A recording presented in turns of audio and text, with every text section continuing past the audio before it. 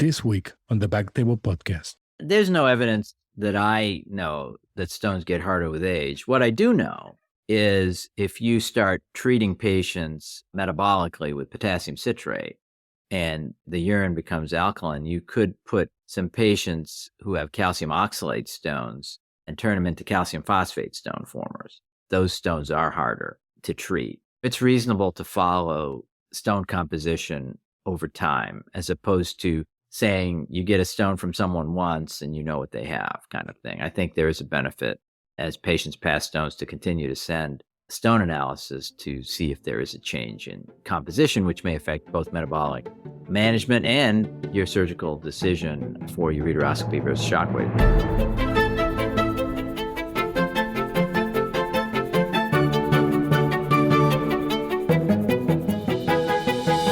Hello everyone and welcome back to BackTable Urology podcast, your source for all things urology. You can find all previous episodes of our podcast on iTunes, Spotify, and at backtable.com. Now, a quick word from our sponsors. ReviveRX, providing urology-specific sterile and non-sterile combining services to the specialties of urology and fertility since 2016. They currently work with over 500 urologists in 36 states, servicing over 200,000 patients live. They pride themselves on service, quality, and innovation. Products like their ICI injections are lyophilized to provide temperature stability to allow for shipping, easy of travel, and fewer incidences of priapism compared to pre-mixed formulations. Products ReviveRX produces include HCG, FSH, Trimix, Trimix Gel, libido enhancement for men and women, hormone replacement, and over 80 unique urology-specific compounds. All pharmaceuticals produced in our facility follow federal guidelines for sourcing, compounding, and dispensing. Find them online at reviverx.com, that's ReviveRX.com, or call 888-689-2271. Orders may be faxed to 888-689-1620 or sent electronically to ReviveRX Houston. Now, back to the show. This is Jose Oche Silva as your host this week. We are happy to have as a guest this week Dr. Silva Nakada. Dr. Nakada did his urology residency at University of Rochester Medical Center, then did a fellowship in endourology from Washington University Medical Center in St. Louis.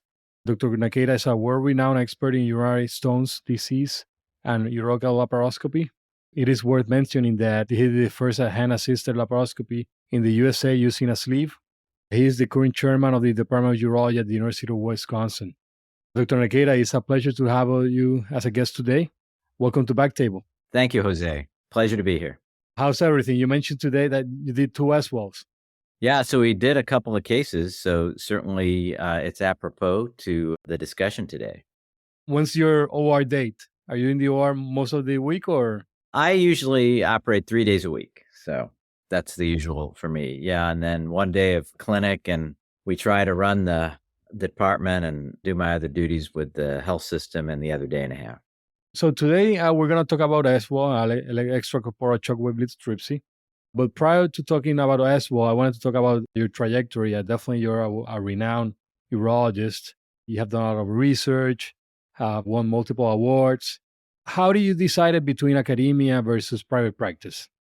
Yeah, I think today the dichotomy is getting smaller. I think there are more private practice urologists who are doing more teaching and are interested in clinical trials and are evaluating their practice. And by the same token, there are more academic urologists who are assessing their clinical outcomes and are more clinically based than ever. So I think the dichotomy's gotten smaller. That being said, for me, I was always very interested, and this started from my fellowship back at Washington University with Ralph Klayman.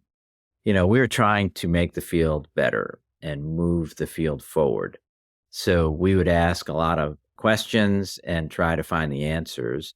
And that really drove me to be my best and also, made my job exciting. And I think that's my motivation to be in academics to really answer the questions.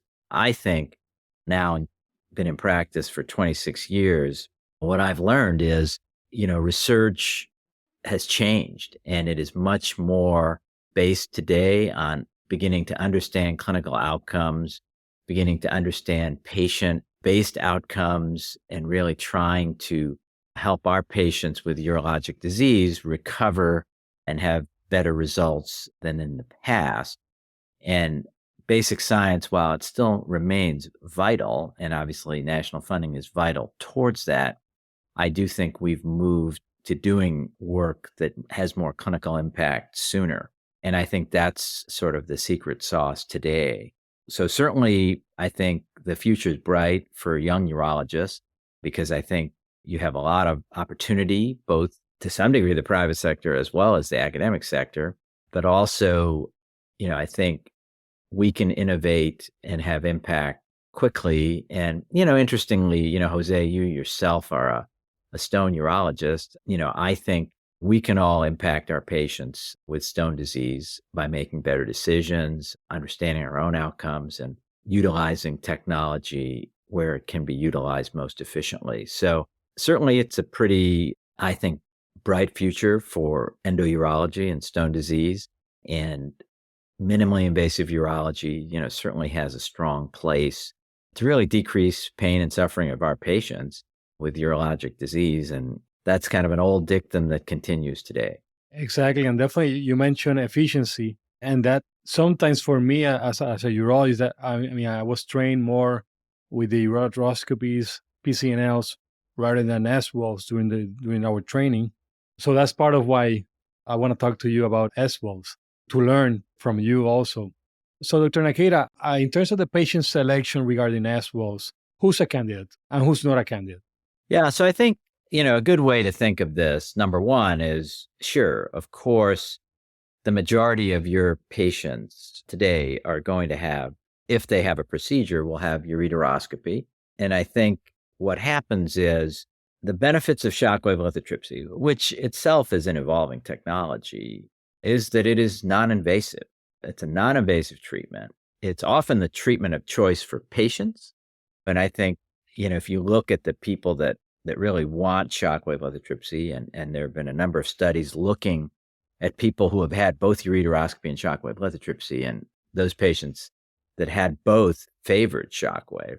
But if you look at it, if selected well, shockwave lithotripsy can deliver good outcomes, and the emphasis is on good.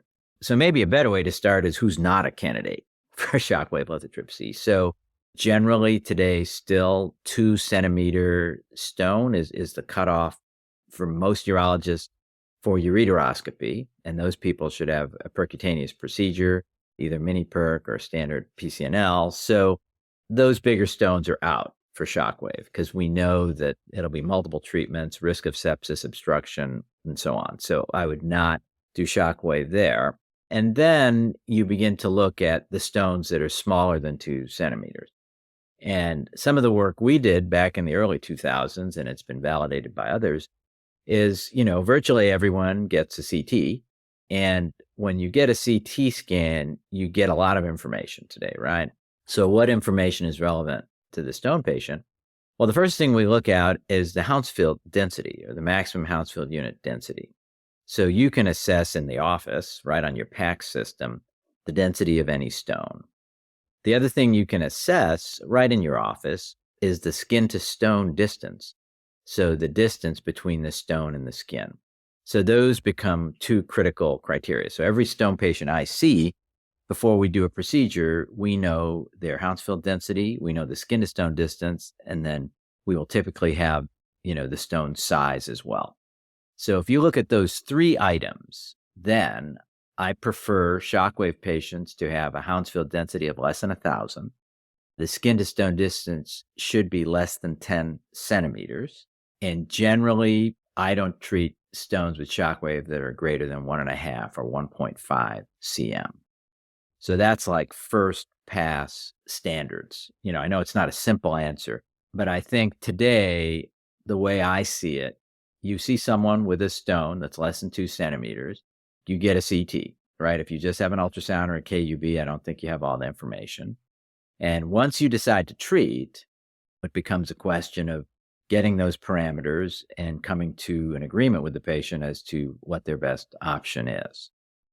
And in terms of the Houndsfield, does your radiologist at Wisconsin, they give you that information or you do it yourself?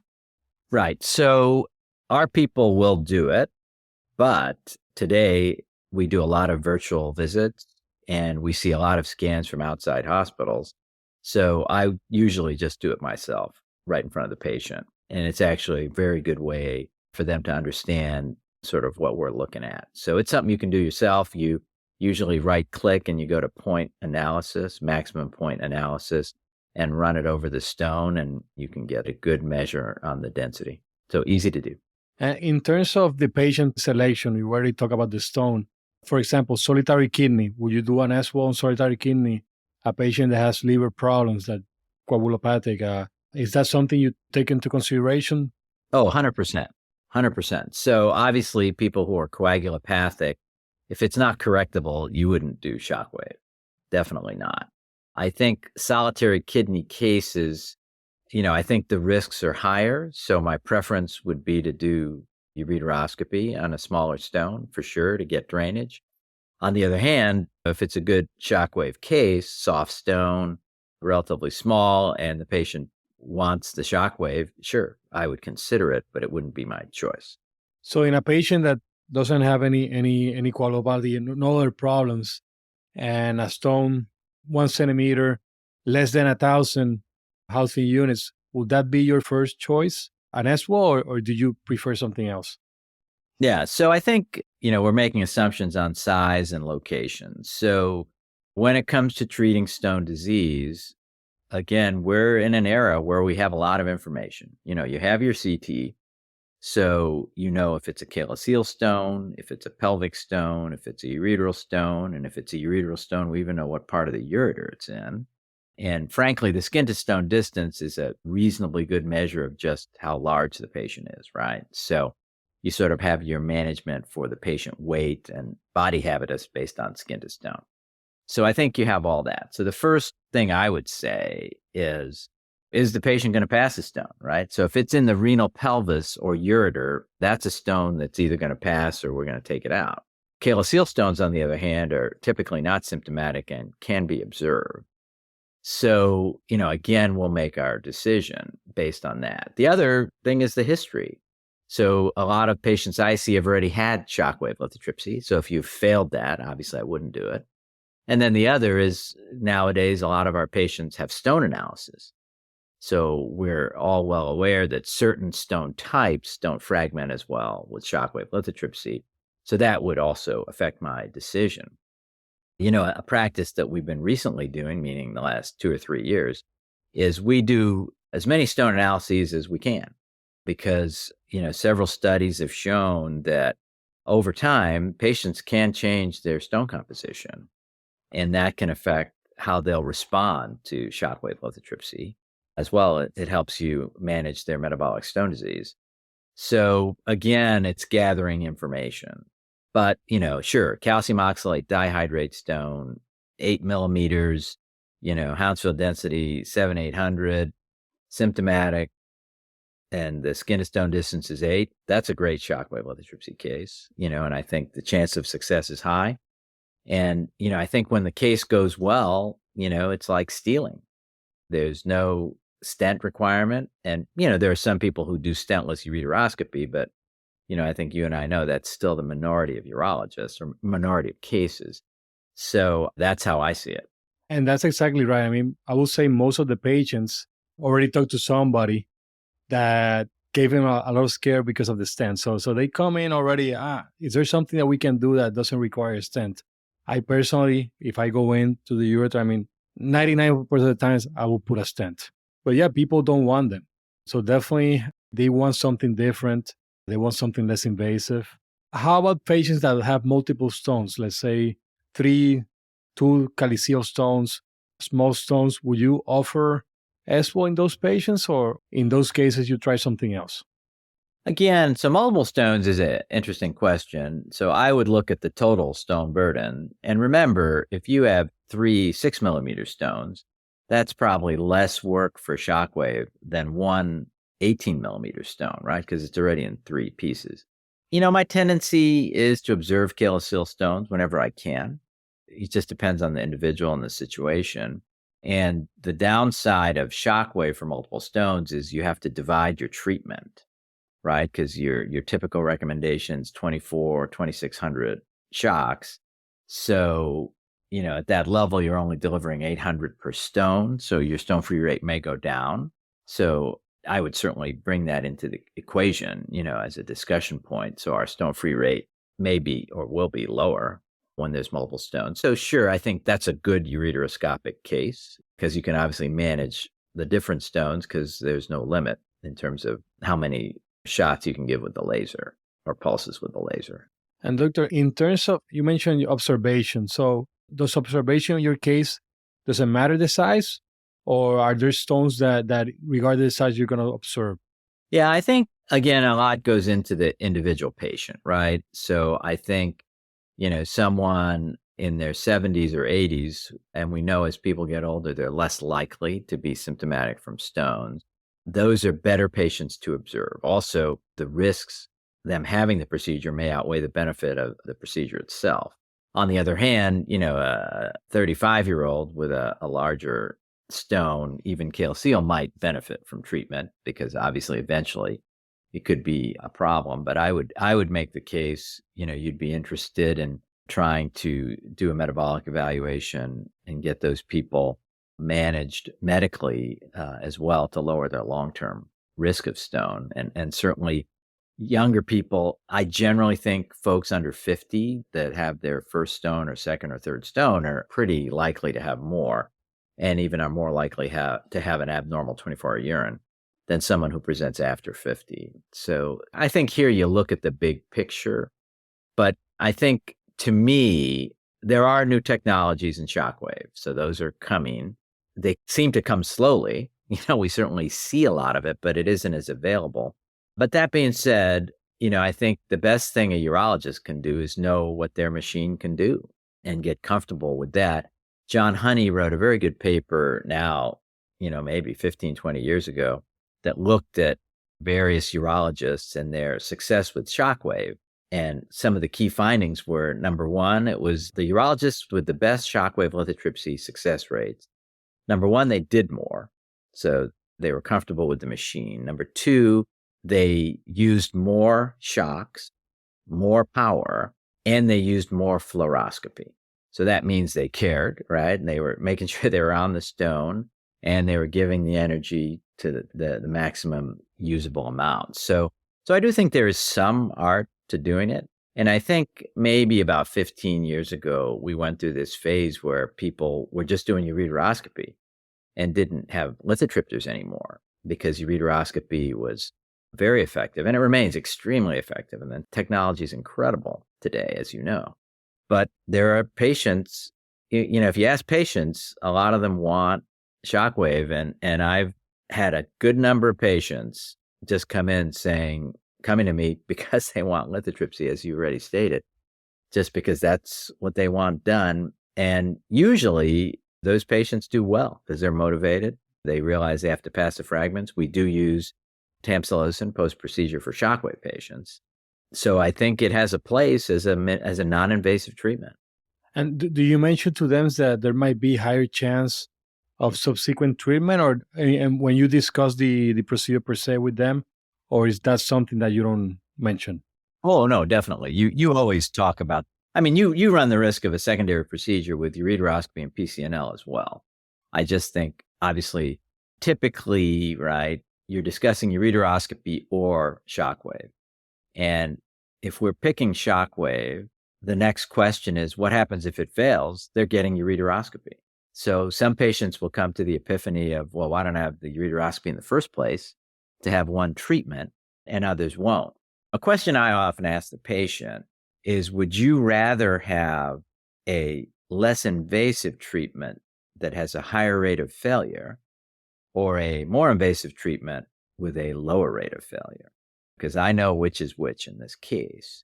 And patients generally are on one side or the other. If you're a busy person and you don't want to have multiple treatments, you might just go right for the ureteroscopy. And when the case is borderline stone size, even for the perk, right, or mini perk. And then there are people that just don't want anything. They're afraid of the stent, as you mentioned, Jose. So those people are good lithotripsy candidates. And I think the key is to pick them right. And a lot of that is knowing your machine, knowing its capabilities, and having good technician. And also, I mean, you mentioned it, also the anatomy of the patient. If they have a lower pole stone in a long calyx, maybe you're not going to be able to reach it with a ureteroscope. So that also has to come into place. What machine do you use at your hospital? Yeah, so we have a Dornier, the Genesis. So it's a good machine. It is electromagnetic power source. What I like about it is the II and the shock head rotate 360, so we don't have to put someone prone if we do a ureteral stone. And there's a camera in the shock head, so you can see if there are any air bubbles in the balloon, which is attached to the patient with gel. So, and there are some good tips. We like to use a slower rate as possible. So we're usually treating at 70. We usually gradually increase. We start with a little bit of higher power and then gradually get to our maximum power. And again, these folks don't usually need intubation, and they have a light anesthetic, and they get up and walk out. All they get is an LMA and the IV, typically. And when you mentioned your power, when do you start increasing the power? Is it going to be based on how the stone is reacting to it, or is it going to be on the amount of chucks that you're doing? Yeah, it's basically, we raise it gradually so that, number one, we don't want the patient to have too much pain and move. And we try to get it to, on our machine, about 60% power. Again, the power setting you use is inversely related to the size of the focal zone. So if you go too high with the power, your focal zone will become very small. So we generally go to 60% on that. And there is some work that says if you start and then pause, you get some benefits in terms of protecting the kidney. So we do a pause after we start the treatment. Yeah, personally, I do the same thing. I start low, but first when I started, I moved to Orlando 4 years ago, and most of the techs were used to just going high, doing a 30-minute, 25-minute case very fast. And I'm not sure if it's just part of the culture in the area, but that usually doesn't yield the best results. So, doctor, a patient that you see that is not breaking, do you consent them prior to another procedure at the same time, or you just wait to see what happens? I don't think always if the stone breaks initially. We have a very good fluoro unit as part of the later generation machine, but you don't always know. And actually, you don't always know. You might think it's broken and it's not. Usually you look for the stone to actually get larger, which means it's fragmented, as you well know. But I think it's a tough call. So I look at it two ways. So first, if you think it's broken, but you can still see it and you have shocks left, I'd keep going. So I think one mistake you can make is giving only 1,600 shocks and then having a failed procedure when you have another 1,000. As long as you can see the stone, you should keep going. So there's no reason to, I think, give fewer shocks. And then sometimes you get fooled. And I've certainly had patients where the stone didn't appear to completely break up, but in follow-up, the result's good. So I don't pre-consent. The only time I'll ever even think about a different outcome is if we're treating a partially obstructing stone, which I wouldn't generally do too often, but we'll often give contrast and we'll look for the contrast to go by. And if it doesn't, we might consider something, but I haven't been in that situation in years. Generally, we just treat and see what happens.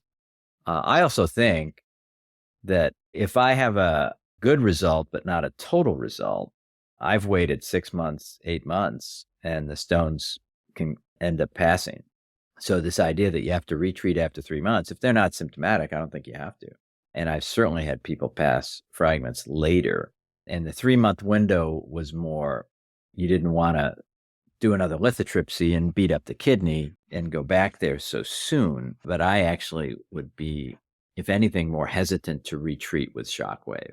The only reason you do a second lithotripsy is if there's one fragment that you can break up with lithotripsy that's too large to pass. And a third lithotripsy, to me, there's no reason to do that. I think if you've done 2 lithotripsies and you still have stones, you should do something else. And ureteroscopy would be the first choice, but whatever you do, I don't see a reason to do a third lithotripsy on anybody. And if you do a second one, the patient is asymptomatic, 3 months, 6 months, what's your timeline? Well, I would wait. I mean, I wouldn't be in a rush if they're asymptomatic. You could make the case if they're asymptomatic, really, should you have been treating them in the first place? But I'm not in a rush if they're not having trouble. I think, to me, a classic shockwave failure is if there are large fragments that don't pass, and then you're forced to probably do ureteroscopy. And I think that happens enough that I tend to favor ureteroscoping most folks. And we literally do 5% of our stone cases are shockwave at Wisconsin, maybe 8%. It's pretty small. So we don't do a lot of it. But I'll tell you, if you're selective, those are some of the happiest patients you're going to have with stone disease, no doubt. Surgical patients with stone disease. And the reason that you do a low amount is just because you're a referral center? Partially. So one reason is obviously we see a lot of failed shockwave or some failed shockwave cases, but I think that trend is down. Chris Haas, my fellow, we have a paper that's coming out shortly that really discusses trends in shockwave and ureteroscopy. And ureteroscopy has gone up and shockwave has remained stable. So we're doing more cases, number one, but much more ureteroscopy. And interestingly, the point where the number of ureteroscopies exceeded the number of shockwaves in the United States was 2017. So it's not that long ago. But it is, obviously, now ureteroscopy is the dominant treatment. And do you think it's just the urologist's personal choice, or do you think that we're seeing harder stones? I mean, the patients are having just harder stones.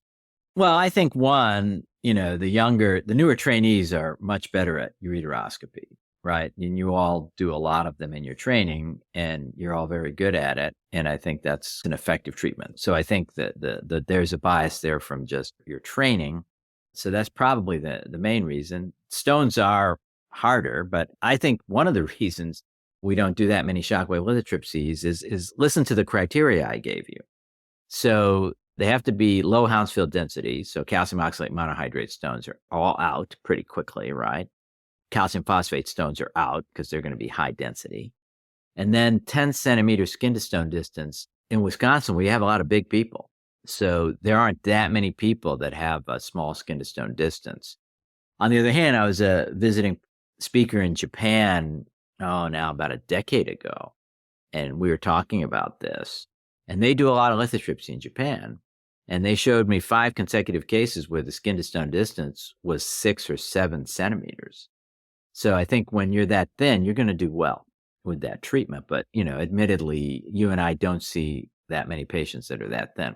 So I think ultimately, once you go through your rigor in the workup, the number of people that fit the shockwave option, namely skin to stone distance, Houndsfield density, stone size, pretty quickly, that's a minority of cases.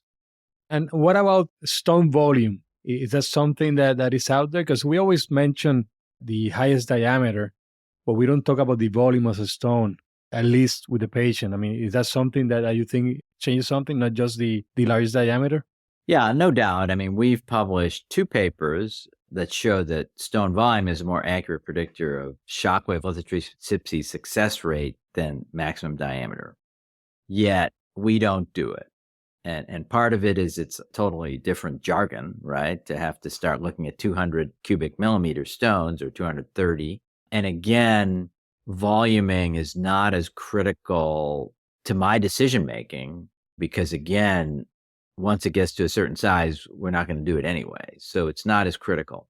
Where it is critical, and which is something we're doing more, is we have a ultra low dose, low cost CT that we follow patients with kidney stones using. So it has the amount of radiation of a 2-shot KUB, and it's a CT just through the kidneys at 3 millimeter collimation. And what it allows us to do is measure stone volume so we can track the metabolic growth of stones in patients as we follow them. And that I think is valuable because, you and I have both been in a situation, if you do a radiograph and you look at a stone, you don't know if it's getting bigger or smaller. It's a guess. Ultrasound is already somewhat unreliable, as you know, at assessing size of stone, basically echoes an artifact from the ultrasound.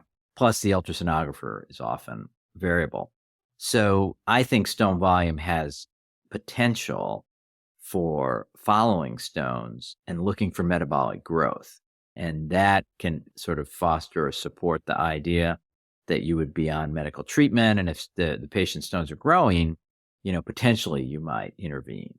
But in general, like a lower pole calyceal stone that's asymptomatic, I don't see having to treat that. But if it's growing and it goes from 5 millimeter or let's say a certain amount of size to a larger size where shockwave or ureteroscopy would be challenging, you might consider treating it electively. But again, those situations are rare. And do you think, does the healthy units change with age? Because, for example, at least what I see that a lot of this older patient population, most of those stones are harder and they've been there for a long time. So I don't know if treating them earlier, then I could have done an ESWL earlier versus now I'm doing something else. Yeah, I mean, there's no evidence that I know that stones get harder with age. What I do know is if you start treating patients metabolically with potassium citrate and the urine becomes alkaline, you could put some patients who have calcium oxalate stones and turn them into calcium phosphate stone formers. So then those stones are harder to treat. So over time, depending on how aggressively you manage someone metabolically, they can change composition. And I think another good take home here is, it's reasonable to follow stone composition over time, as opposed to saying you get a stone from someone once and you know what they have kind of thing. I think there is a benefit as patients pass stones to continue to send stone analysis to see if there is a change in composition, which may affect both metabolic management and your surgical decision for ureteroscopy versus shockwave, depending on the case. Yeah, I didn't know about the Urosit K changing the composition, but definitely good to know because I had seen a difference just in practice, but I didn't know it was for sure. Who do you stent versus no stent? Well, shockwave lithotripsy, almost nobody gets stented. Are you asking for that? Yeah, so we almost never stent. Exactly. So no matter the size. Well, we'll never get much bigger than 1.5 centimeters, so we generally wouldn't have to stent. And as you stated, I mean, we're not. One of the reasons we're picking shockwave is because the patient wants to avoid a stent, so we typically don't stent. Yeah, so I personally just more than a centimeter I stent, less than a centimeter I don't. But it's just something I read once that and just kept it. But so in terms of radiolucent stones versus radiopaque, are you doing radiolucent stones as well? Yeah, generally, well, today, right, radiolucent stones are uric acid stones for the most part. Cysteine is partially lucent, but typically those are not good lithotripsy stones anyway. But uric acid stones, first line, you can alkalinize a lot of those patients and manage them medically. But if they're hard to see, we have a fluoroscopic unit, so we generally don't do uric acid stone with shockwave. And I know some of these new machines have an ultrasound guided. Do you think it's more as a gimmick or is it, does it work? No. I think if you're facile at ultrasound and you have an ultrasound guided machine, that's a great way to go. No doubt about it. I mean, I think, and as ultrasound guided PCNL has become more and more popular, we just happen to have a fluoroscopic machine. And I think our technical team has been doing fluoroscopic shockwave for 25 years. So, I think it's what we're good at. But ultrasound's a reasonable approach if you can do it. But you always do a CT scan prior just to make sure to confirm that there's actual stone there. Yeah, I mean, I generally recommend it. Yeah, I think anybody that you're going to operate on with stones today probably should have a CT. Certainly, you should never operate based on a KUB because you don't know where those calcifications are. I think ultrasound tends to be unreliable for size. So it's generally overestimating stone size, as you know. So, I think the CT is ubiquitous. We don't give contrast, which is also simplifies it. And that's the test. And it's probably ultimately the test to follow patients. The challenge is the radiation and the cost. We've gotten the radiation down with a lot of the low dose and ultra low dose protocol CTs, but we still have trouble getting the cost down, which is why I think everybody doesn't do CT for stone follow-up. Some people do, and some people believe even that all our data should be based on CT. And certainly from a purist standpoint, I think that's accurate. It's just a difficult practice, at least in the United States, to do CTs on everybody for follow-up.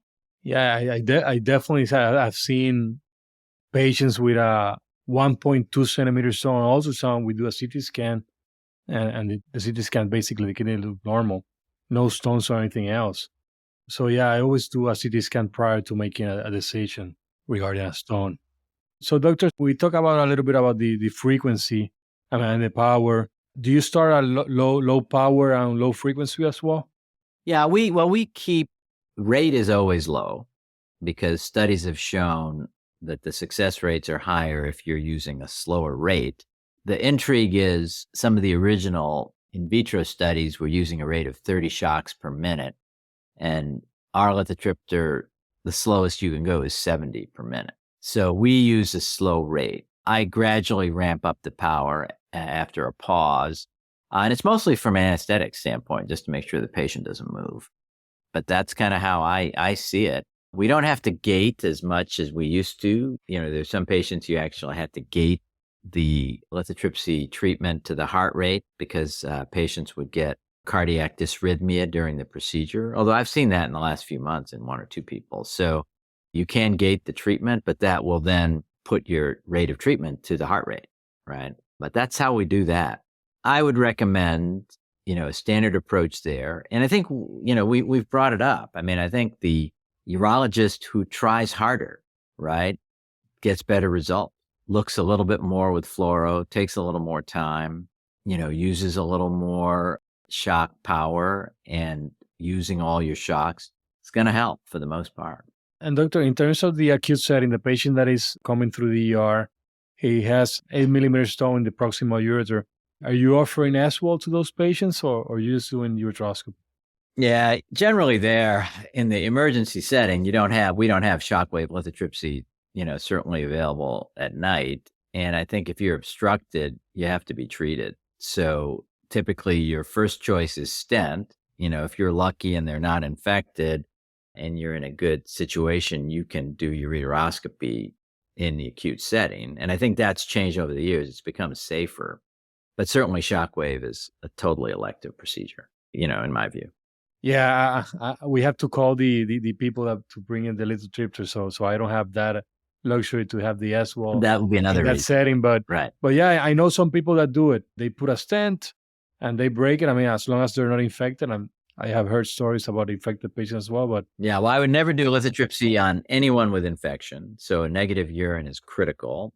And I think if they're obstructed, sometimes the urine can trick you. So I'd avoid shockwave for sure in that scenario. And for us, our lithotripsy technician is not on call. So we can't call someone in to do a lithotripsy anyway. So, and I usually don't do ESWLs for stones in the ureter. Is that something that you do comfortably, or you prefer just to? Yes, definitely. Okay. Yeah, distal in particular is a good place to do it. Yeah, larger distal and proximal. Remember, particularly proximal ureteral stones, the skin to stone distance is longer, because the ureter is more medial. So I'd measure the skin to stone distance carefully. But we had someone today who we did the procedure on, 8 millimeter proximal stone, elective, and it pretty much disappeared. And this was a gentleman who had had prior stenting and ureteroscopy and came from somewhere else and wanted nothing to do with ureteroscopy and stents unless he absolutely had to. So we gave this a go. And he had just some discomfort and no severe pain, just a little bit of discomfort. Yeah, and he knew he had a stone and there was minimal hydro, but it was in the proximal ureter. So you had to treat it. There was no doubt. He was getting something. So we did his treatment today. I don't know if he passed fragments post-procedure, but he was comfortable when we were done. So I think we're in good shape. We'll see. And no stent in that patient? Definitely not, no. And what post-op medications you give? You already mentioned the tamsulosin. What else? Yeah, we put everyone on Flomax for a couple weeks. I do my first KUB at 2 weeks. The only reason I do it sooner is because a lot of patients didn't come back if I waited a month. Usually we can avoid narcotics. So typically we just recommend Tylenol and pushing fluids. But, I'd favor a narcotic over Advil for the bleeding risk. Good. So yeah, I'm still doing the Advil, the ibuprofen. I do tamsulosin, and I do three days of antibiotics just because the patient, they expect antibiotics. And I mean, yeah. No. Yeah, well, there's certainly a trial that says giving a single dose is valuable. So we will usually give a single dose. I know about, yeah. But so sometimes if you don't do it and that patient gets infected, they're going to say so. Yeah, sure. I understand. So doctor, I mean, anything else that you want to tell about the audience regarding ESWLs? Yeah, I think, again, I think there's a place for it. It's limited, but I think it's something that patients want. So I think you should be comfortable doing it, but you should understand how to make your best patient selection. And I think you have it all on the PACS system. Houndsfield density, skin to stone, and stone size will tell you when you can do it. Otherwise, use the other technology. So yeah, so definitely that's some things that I already knew the distance. Definitely I try not to do ESWLs on those big patients. Not the best results. Sometimes they still want it, but as long as they are okay. But I'll tell them that uroscopy most likely is a better option in those less than 2 centimeter stones. Yeah, of course. So doctor, again, thanks for being BackTable. It was a pleasure having you here, and definitely I learned a few tricks with the ESWLs, and will try to incorporate more in my practice. Thank you. Great to be with you. Appreciate it.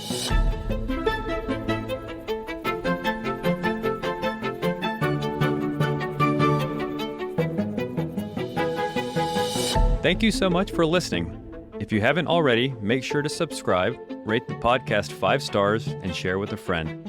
If you have any questions or comments, DM us at _BackTable on Instagram, LinkedIn, or Twitter. BackTable is hosted by Aditya Bagrodia and Jose Silva. Our audio team lead is Kieran Gannon, with support from Caleb Hodson, Josh McWhirter, and Ness Smith-Savadoff. Design and digital marketing led by Brian Schmitz, with support from Ishad Sangwan and Vedavi Patwardhan. Social media and PR by Chi Ding. Thanks again for listening, and see you next week.